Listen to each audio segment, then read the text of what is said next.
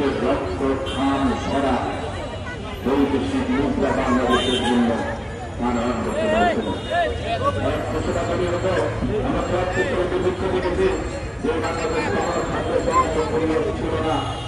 বিদেশ থেকে কৃষির উপরে বড় বড় ডিগ্রি অর্জনকারী বড় বড় গবেষক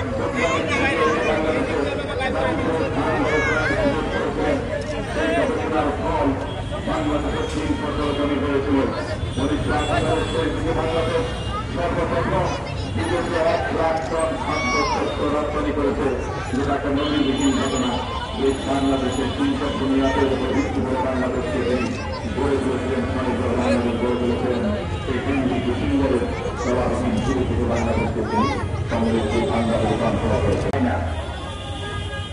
বাংলাদেশের সম্পদ সুষম বন্টন হোক, বাংলাদেশের সম্পদ বাংলাদেশের জনগণের স্বাস্থ্য ব্যবহৃত হোক, বাংলাদেশের মানুষের জীবনযাত্রার মান উন্নত হোক, বাংলাদেশের মানুষ যেন শিক্ষা বা স্বাস্থ্য সেবা পায়, দ্রব্যমূল্যের লাগাম যেন ফিরে দেওয়া হয়, দ্রব্যমূল্য যেভাবে উপরে তুলে উঠছে, টাকার মান কমছে, ডলারের দাম বাড়ছে, আমরা সেই ধরনের পরিবর্তনটা চাই।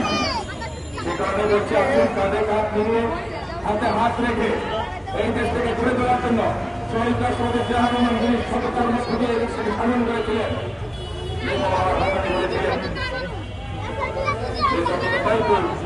এই লোকটা কিন্তু সব আমরা শহীদ রাষ্ট্রপতি জিয়া রহমানের মতো করার চেষ্টা করি। আসুন সবাই মিলে মতভেদ ভুলে পরিহার করে একটা নতুন বাংলাদেশ গড়ার প্রত্যয় নিয়ে কাজ করি। আমি সুস্থতা কামনা করি,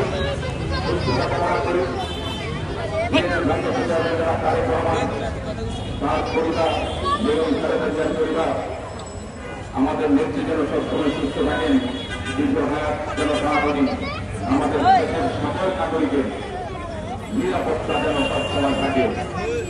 আপনাদের সবাইকে ধন্যবাদ। আসসালামু আলাইকুম।